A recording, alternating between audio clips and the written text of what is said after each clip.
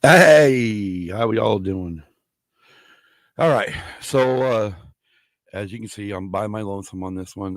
Kim's not feeling well right now. If she's not feeling well, I guess we're gonna do that when I get into the other side of the show.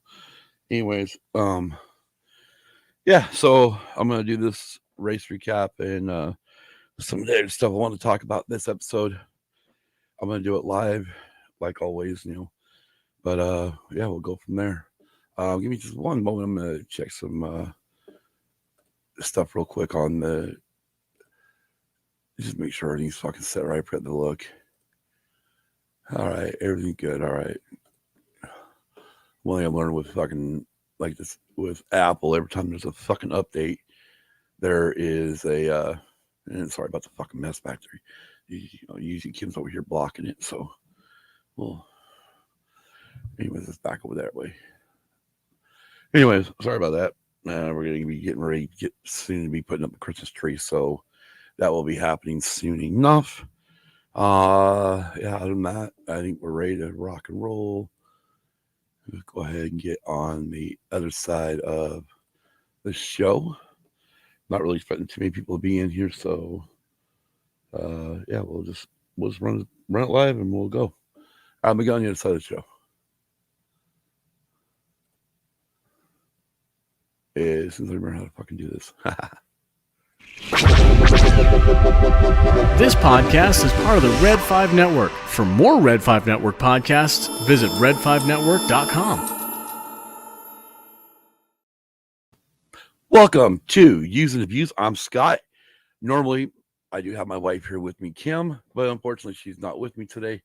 Again, she's got a migraine going on right now, so she just does not feel well. So this will be me and me only today. So like the episode says, is 136. This will be the Qatar Grand Prix recap Formula One race that happened over the weekend. But before we get into that, I'm gonna go ahead and get some business taken care of. And if you are watching live, go ahead and jump in the chat and say hey.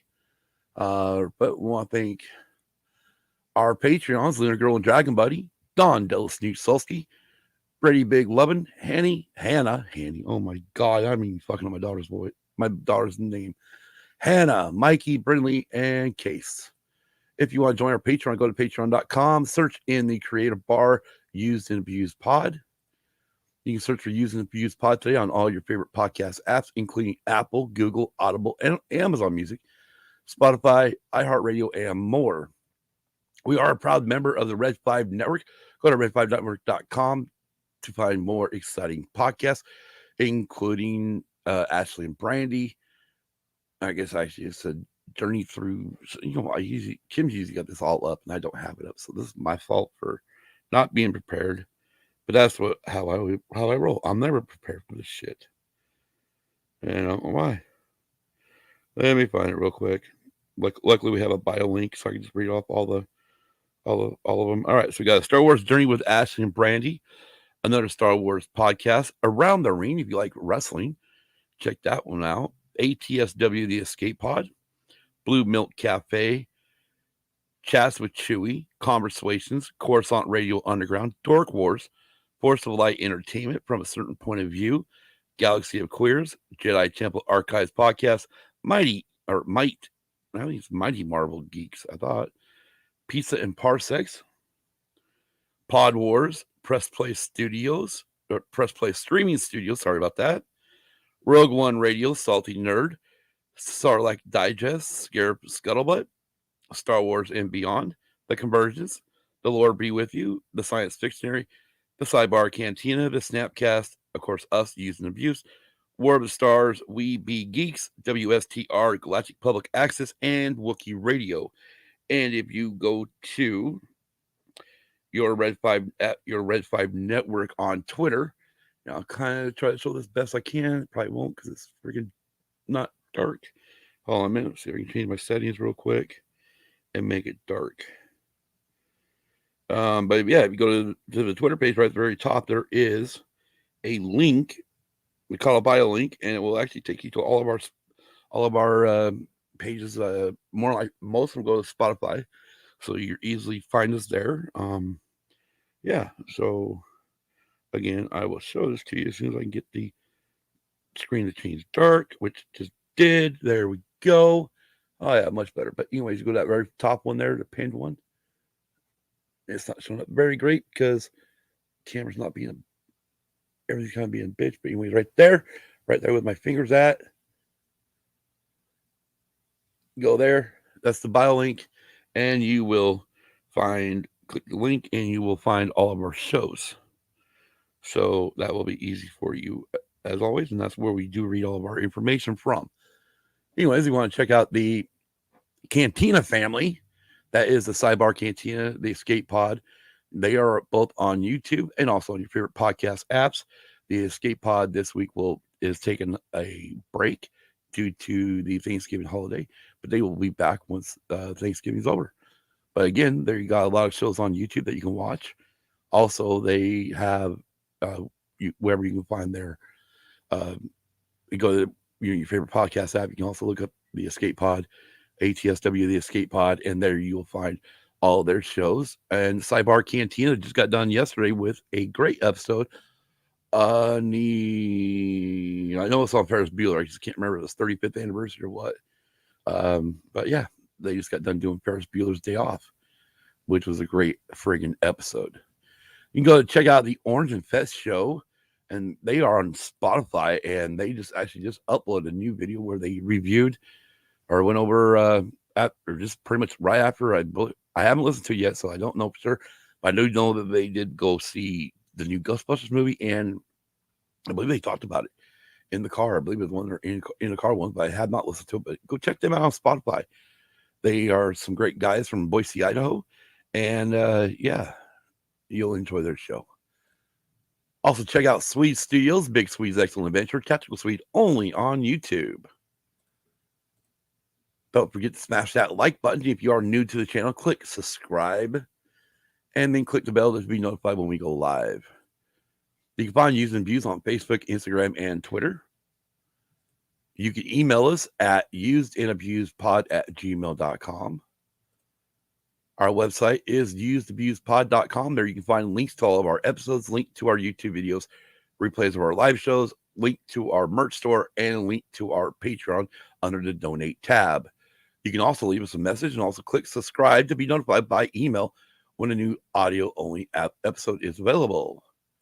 And for our merch store, go to tpublic.com, search it for Used Abused Pod, all lowercase, all together. For our merch store, there you'll find you can put our logos on t-shirts, tank tops, hoodies, face masks, onesies, coffee mugs, and etc. And I don't have it, but let's go ahead and get into one little bit of extra detail because we got something coming up this Saturday via the Red5 Network YouTube page, and that is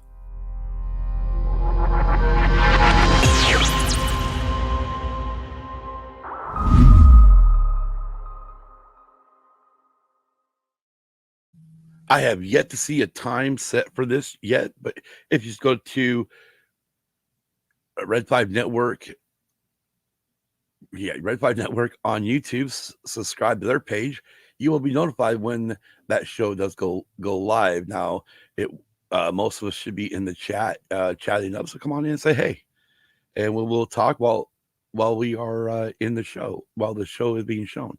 And that's this Saturday. Again, I don't have a time. I think I heard maybe 8 p.m., which I think might be Central Time. It might be Eastern. We'll have to wait and see. We do know that a lot of people do watch football on Saturday nights. So, again, there's always that.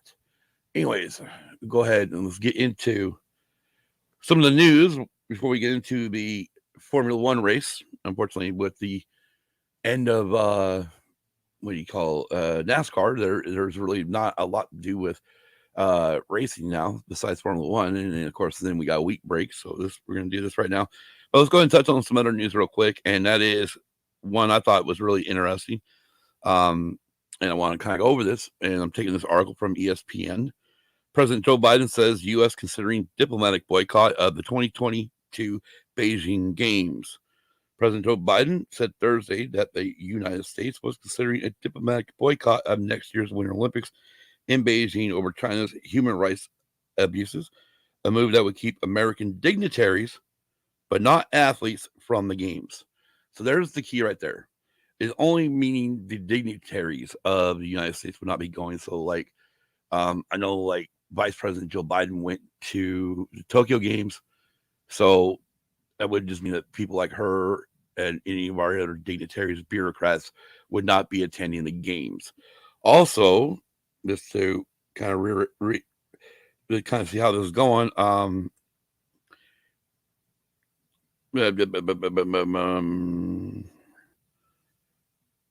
economic boycotts also are coming from Australia, Canada, and most recently Lithuania. Oh, I'm sorry. The threats and economic boycotts that Australia, Canada, and most recently Lithuania have suffered at the hands of the Chinese for challenging Beijing's authority in one way or another are not experiences other countries will want to copy lightly. The West has always argued that its secret weapon against China is the strength of its alliances. China, by contrast, has no friends. So if a boycott is to happen by, for instance, withdrawing ambassadors, royalty, and ministers from the ceremonial events, countries will want to know that the big players in the G7 economics are signed up. An incoherent response will only outline the West's lack of resolve.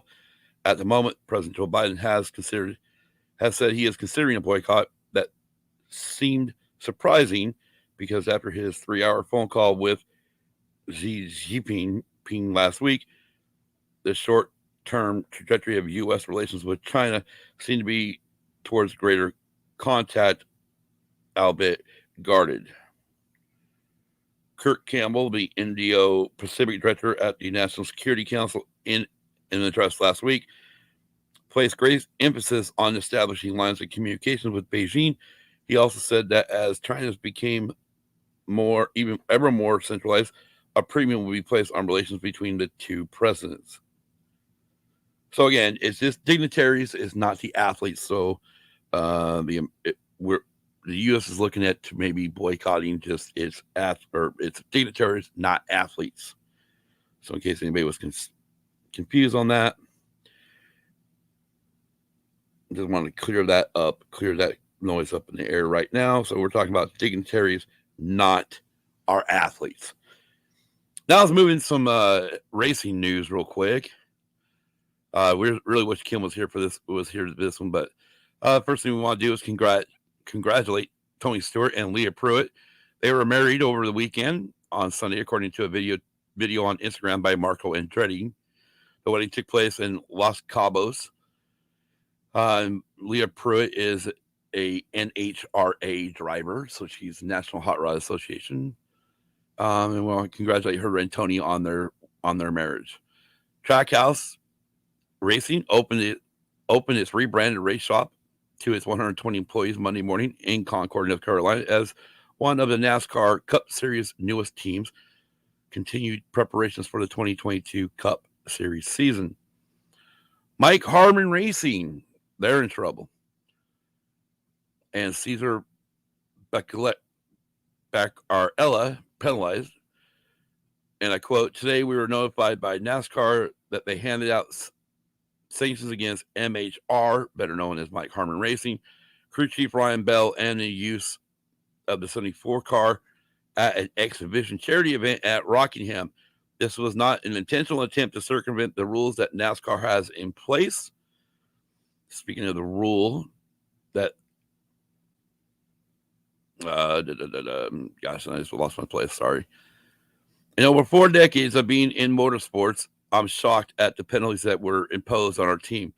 We will be appealing NASCAR's ruling as we are dedicated to the Xfinity Series, our great partners, fans, and supporters. End quote, Mike Harmon Racing. The original, let's see, where's the original? Let me just get the tweet from Jeff Gluck because he tweeted about it yesterday when I saw this. And this was kind of shocking in a way. Jeff Gluck, where are you? There you aren't. Got so much stuff going on. All right, here we go. Jeff Gluck. This was yesterday at about 2:39 when I saw the tweet, or when he was tweeted at 2:39 on November 22nd. And that is, NASCAR has issued a major penalty to Mike Harmon and his team. They violated the vehicle testing policy, which was documented on the team's social media accounts. Docked 75 driver and owner points for 2022. Crew chief fined $50,000 and suspended for 6 races. Now, let's talk about that for a minute. So NASCAR has in place where teams cannot purposely go and test anywheres. They're supposed to use simulators and stuff like that. This has been in effect for a long time. However, this is a charity event that was held at Rockingham Speedway. We don't race at Rockingham. There's really no other tracks on the circuit on the current schedule that mimic Rockingham. So I have an issue with this where I understand what NASCAR is saying, but they weren't testing. They were doing a charity event with a bunch of other styles of cars, that other people owned. So they brought their current Xfinity car, which I'm sure won't be used next year. I mean, we're talking about the 2021 car. More likely, it's not going to be the same car that they're going to use for racing next year. Again, one thing I don't know is were they going at high rates of speed?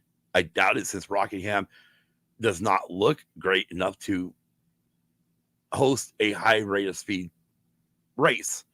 So again, it was just a charity event.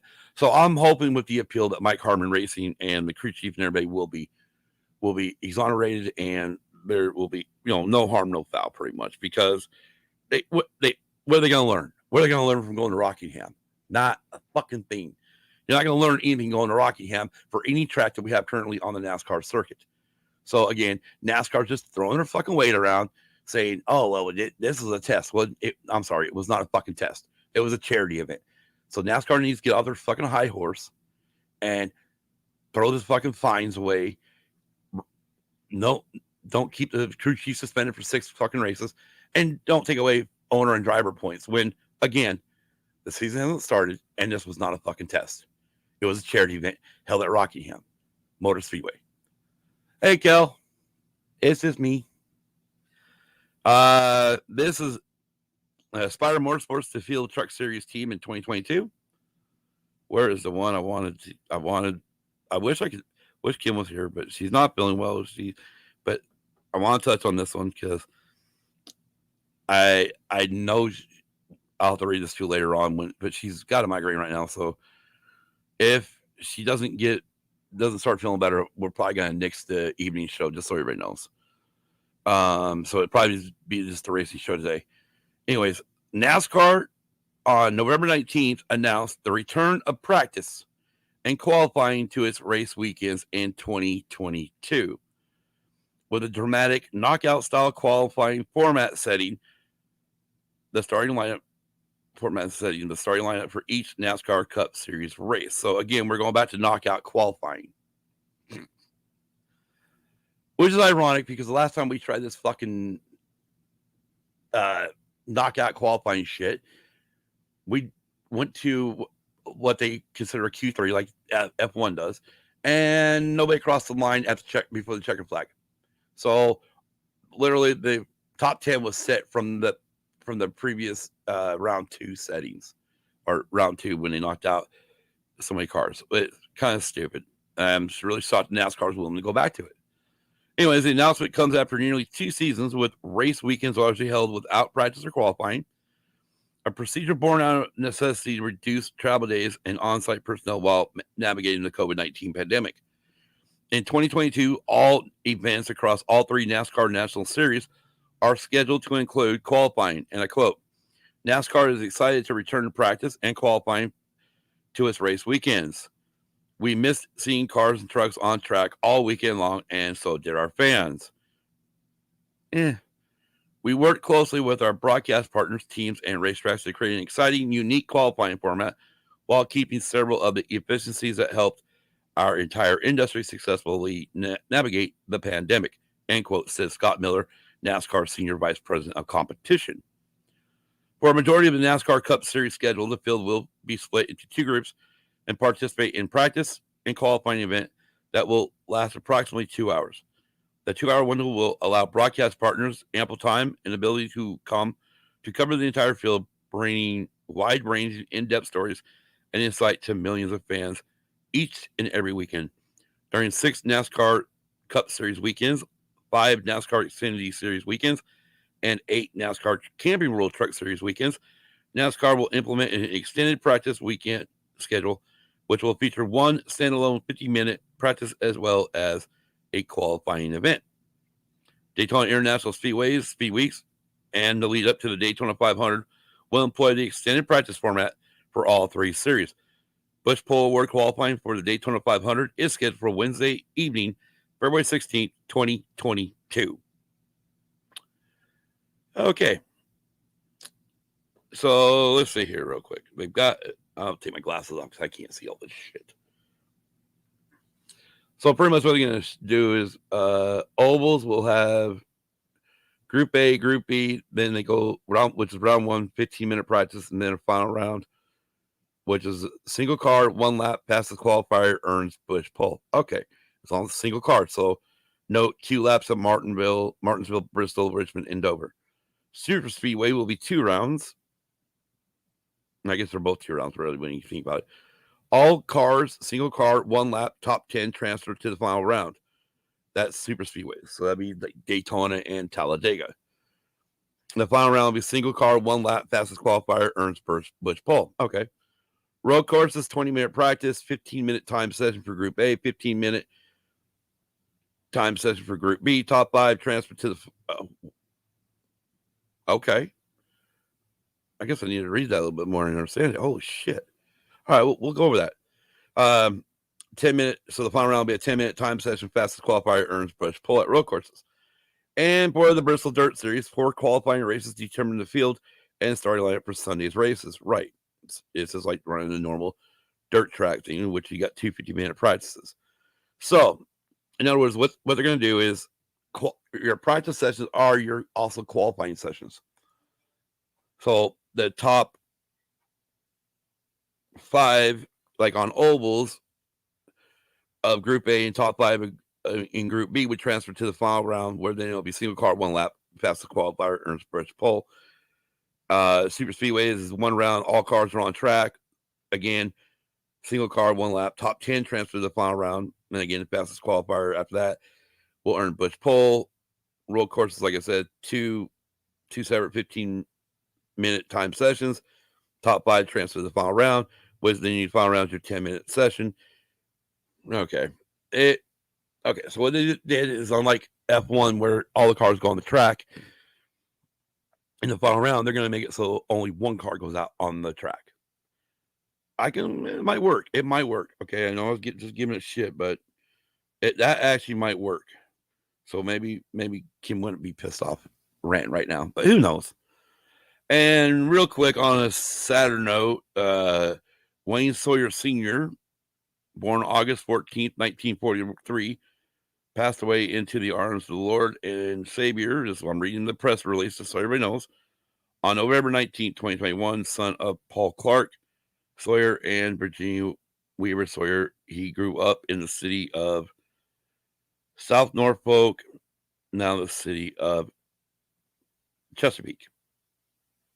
Yeah, that sucks. Anyways, let's get on to... Oh, I got one other thing to say. Anybody, if you didn't watch freaking Monday Night Football last night, I just caught word that the FBI is now involved in trying to help the New York Giants find their offensive line. Sorry, Kel. But damn. I watched one. Oh, God. I don't remember. It was probably in the 4th fucking quarter. The Buccaneers were only rushing 4 guys, and I watched 4 guys take on 5 and sack the quarterback. And I'm like, what the hell? There's no way.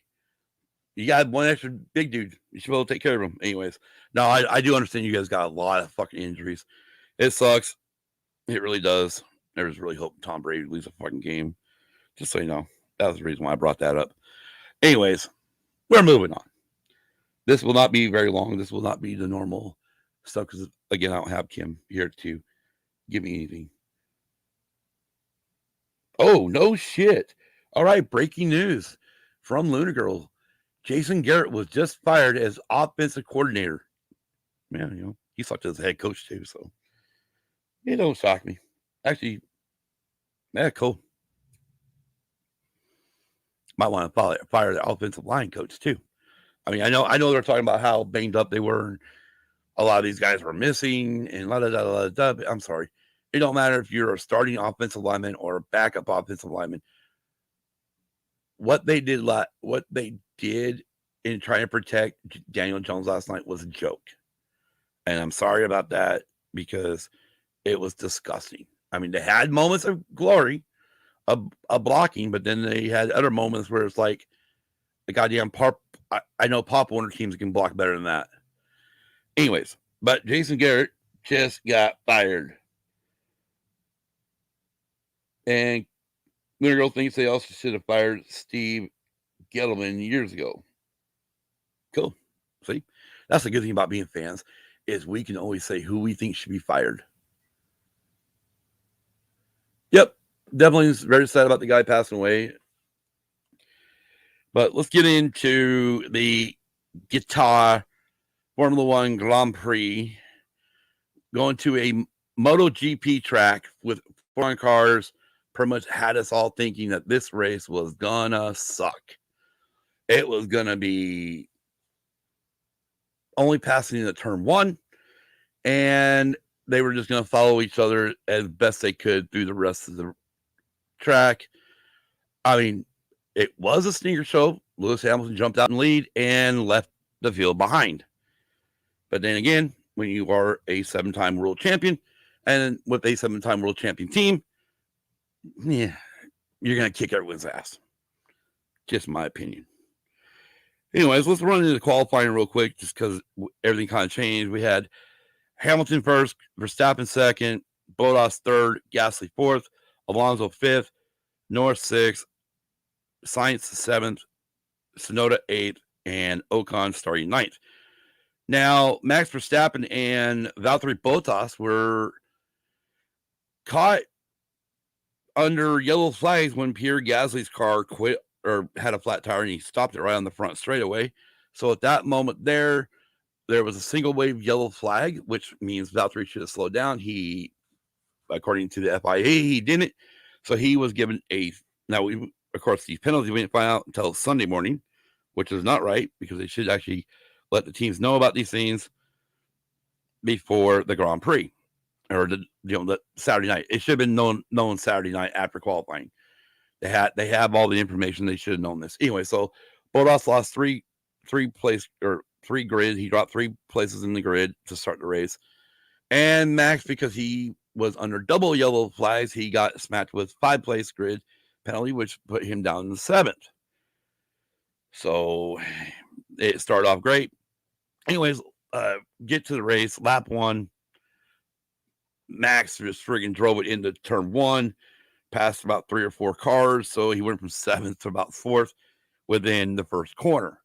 By the end of lap 4, I think it was, he was already in 2nd place, about 4 seconds behind Lewis Hamilton.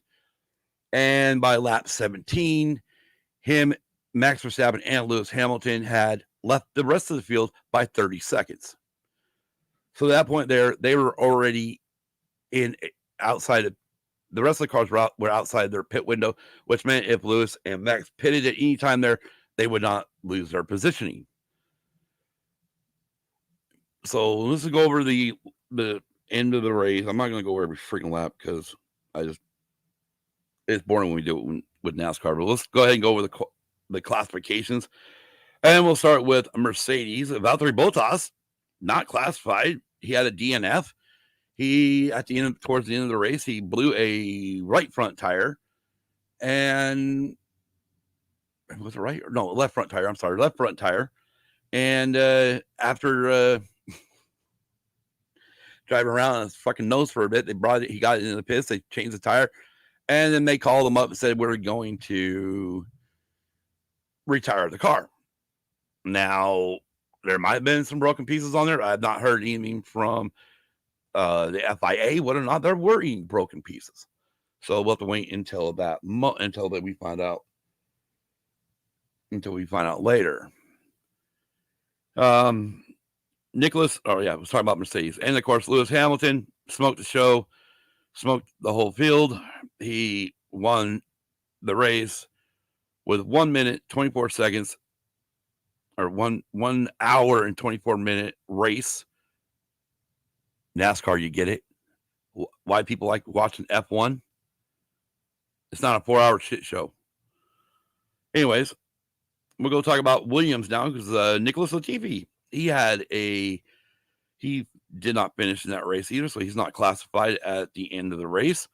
He also blew a left front tire, but he blew it a lap after his teammate George Russell did. George Russell blew his tire, drove it into the pits, got it changed. Nicholas Latifi, they showed it on the replay. His tire was actually going down just as he went by pit road, the entrance to pit road.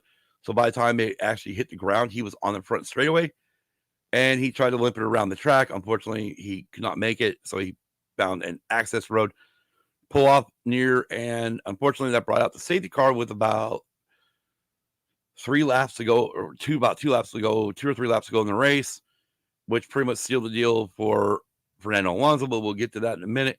Unfortunately, Nicholas then was considered not classified, so he finished where he finished, ahead, just a little ahead of Valtteri Bottas, because Bottas was first. And his teammate, George Russell, finished 17th. Like I said, George also blew a tire, and but luckily he didn't have to retire the car, but it was pretty much a bad day. It was a bad day for Williams. Anyways, they were never near their points. Let's talk about the American team, Haas. And just about all I'm going to say about them. Nikita Mazepin, P18, and Mick Schumacher, P16. That's all we need to say. Alfa Romeo, Antonio Giovinazzi finished 15th, while his teammate, Kimi Raikkonen, finished 14th. Not much of a showing for Alfa Romeo. They, like the rest of them, all were a lap down. And, I mean, they had moments where they had some good passing, or they were doing some great wheel-to-wheel fighting, but nothing too memorable. But then again, also, you got to realize at this moment here, a lot of the focus is on Red Bull and on Mercedes. So you're seeing a lot of Valtteri Bottas, Sergio Perez, Max Verstappen, and also Lewis Hamilton, because this is the third race before the end of the season. So the Drivers' Championship is getting hot, and so is also the Constructors' title. Well, Kim's not here to correct me on this, so I'll probably fuck it up. But in third, the next team I'm going to talk about is AlphaTauri. What's Kim's here? Anyways, Yuki Tsunoda finished P13, and Pierre Gasly finished P11. Now, the team, they were struggling all weekend trying to find speed in these cars. While Pierre did have a great qualifying session, again, he ended with a flat tire in qualifying, which then brought up the yellow, which at the end of Q3, which hurt Valtteri Bottas and Verstappen. But again, they had no speed this weekend, and as it shows, they couldn't even get in the points, neither car. Next up, we're going to talk about McLaren. Daniel Ricciardo, P12, and his teammate Lando Norris, P9. Lando has some great moves, he actually, towards the end of the race, the McLaren got worried about his tire going flat, so they brought him in. This is after Valtteri blew a tire. They brought him in to replace that tire and get back going, and he fought his way back to P9. Again, it wasn't a great day for McLaren. Daniel Ricciardo, I mean, I don't know what else can be said about him. He has really struggled with every team he's been at since he left Red Bull. So when he went to Renault for 2019, he didn't do very well. He had moments here and there, and then last year and this year with McLaren, again, not doing very well. He's had his moments. He's had moments of glory, but he's always regulated out of the points most of the season. So I don't know what is up with Daniel Ricciardo. Maybe he's just, I can't figure it out to McLaren, or maybe he's losing as a driver, and maybe he needs to think about leaving the sport, going to, finding something else to do. Now we'll get into the top 10, and we're going to start with In 10th place, we had Sebastian Vettel with Aston Martin Racing. Vettel, not much to really speak. He had a few moments. He really just didn't. Again, it wasn't much showing of these guys. And I understand it's just like NASCAR or just like NBC does with NASCAR series. They focus on the championship people. And since he's really not in the champ, they really don't show much of him. His teammate, though, Lance Stroll, finished in 6th place, which is amazing that Lance actually finished that high. Lance, again, he had moments of glory. He also had moments where you wondered if he was even going to do anything. And P8 and P7, we have Team Ferrari. We have Charles Leclerc finishing P8 and Carlos Sainz P7. They had some moments out where they actually were making good passes and whatnot. And yeah, they pitted and got themselves kind of regulated behind some people, and it took them forever to get back by some people. Again, Ferrari just don't have great power right at the moment. P5, we have the Alpine with Esteban Ocon and his teammate Fernando Alonso finished P3. Alonso's first podium since 2014. 7 years ago since Fernando Alonso been on the podium. During his press conference at one point, Fernando did drop the F word, which made Crofty have to say he was sorry for the language of Fernando Alonso. But Fernando had a great day. He fought against Max for a bit. He blocked Pierre Gasly, got past Gasly really quick, but he held off. Well, he was going to be caught by Perez, but due to the safety car, but a virtual safety car towards the end for Nicholas Latifi, that pretty much saved his P3, and Fernando came home P3. P4, Sergio Perez. Now, Sergio started he qualified P11. Really bad qualifying for Sergio this weekend. But I've noticed one thing. If you go back to Bahrain, he didn't have great qualifying there either. So maybe it's just going to the desert areas and racing at night. Maybe Sergio can't deal with that type of climate or something. I don't know. Anyways, he finished P4 just behind Fernando Alonso. Again, he might have caught Fernando. We don't know. Safety car came out to nullify that. Sergio at one point probably passed 30, 40 cars on track. And he probably thought at one point there was about 80 cars on track, as many cars he was having to pass. But he did move up really quick at the beginning of the race and then was starting to catch Bottas at one point, or did catch Bottas and pass Bottas. But again, Red Bull pitted him again because they were worried about tires, which then regulated him back down in the 10th, and he had to fight his way back up to P4, which he did. So it's actually good damage limitations also from him. His teammate, Max Verstappen, finished P2, but he started the race at P7.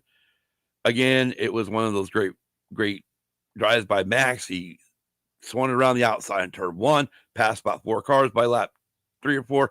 He was already in second place and trying to chase down Lewis. Unfortunately, the Mercedes car was just too fast for Max to catch. And he actually just had to regulate and stay in P2.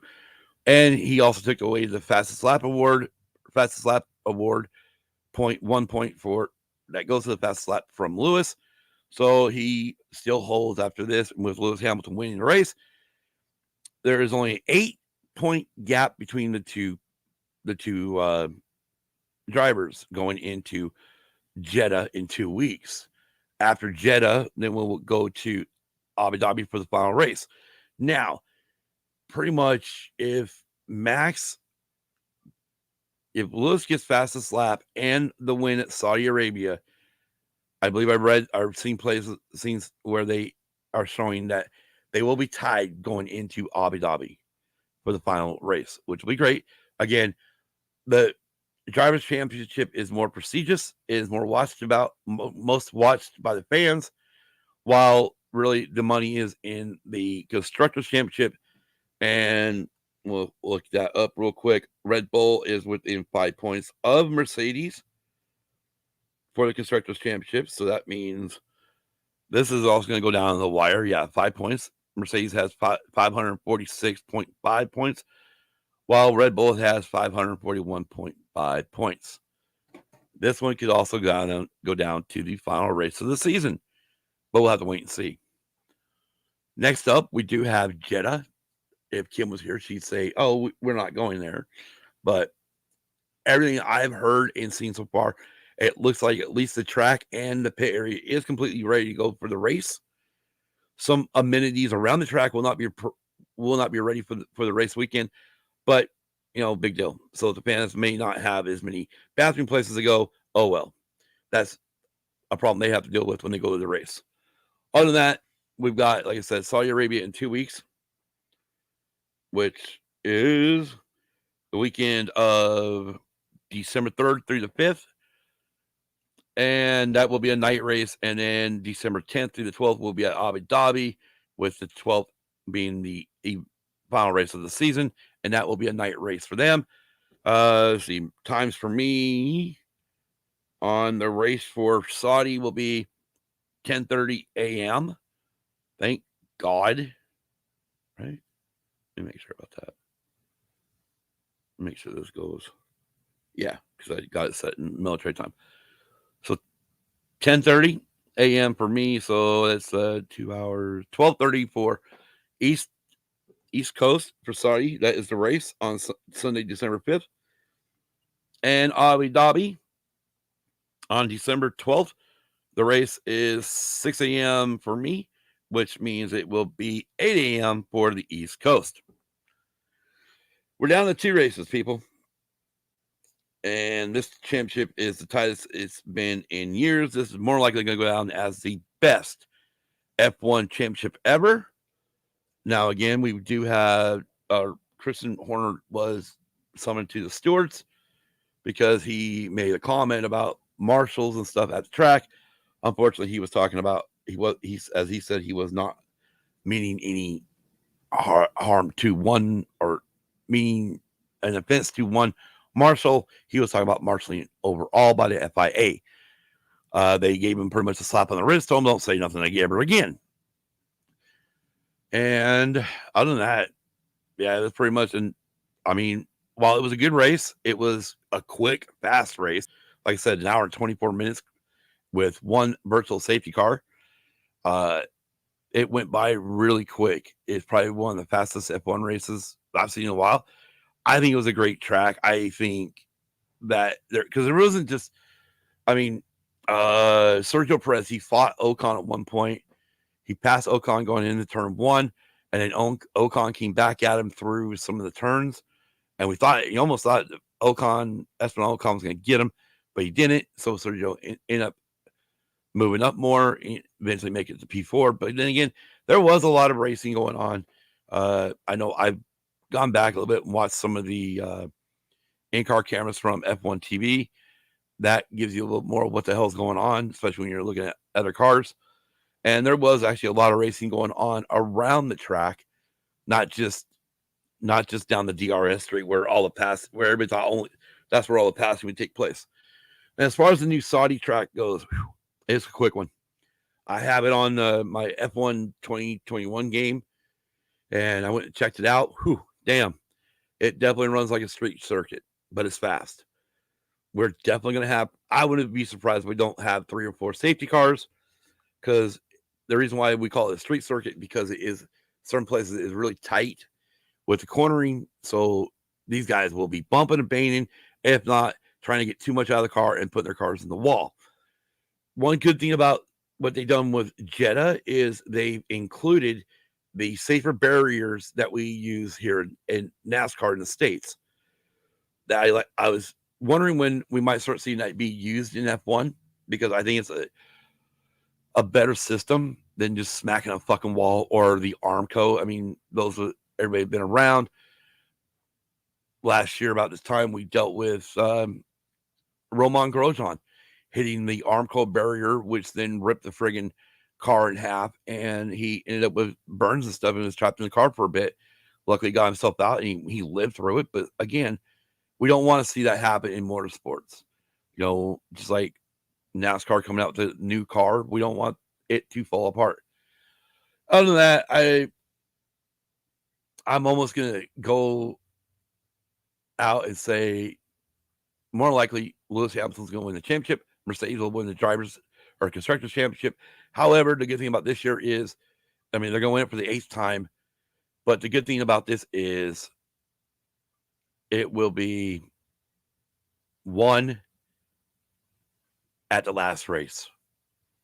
We're not going into, last year we crowned Lewis around about 4 or 5 races ago, somewhere around there. So this year it is coming down to the wire, and that's one thing all fans want to see. Hence why NASCAR implemented their stupid playoff system. But again, I digress on that.